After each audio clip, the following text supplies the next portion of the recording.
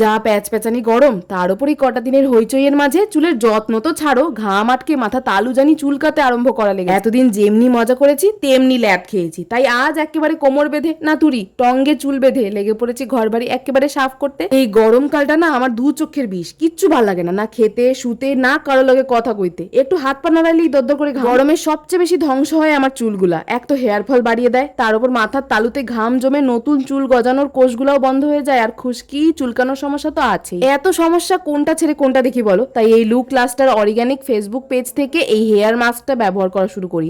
দুবার ব্যবহারেই আমার এই তেল চিটচিটে খুশকি চুলোটার ঝামেলা থেকে মুক্তি পেয়েছি। আর এই ব্যবহারেও ঝামেলার না, 3 চামচ গুঁড়ো 1 কাপ গরম জলে কিছুক্ষণ ভিজিয়ে সেটাই 1 ঘন্টার জন্য মাথায় রেখে খালি জল দিয়ে ধুয়ে ফেললেই কাজ শেষ। এই প্যাকের সাথেই আরো ভালো ফল দেয় লুক লাস্টারের এই হেয়ার শাইন সিরামটা। হালকা ভেজা চুলে 5-6 ফোঁটা। এককালে যা ভুল করেছি কেমিক্যাল প্রোডাক্ট মেখে মেখে, এখন বুঝি অর্গানিক জিনিস ব্যবহারের আসল জাদুটা। রাধে রাধে।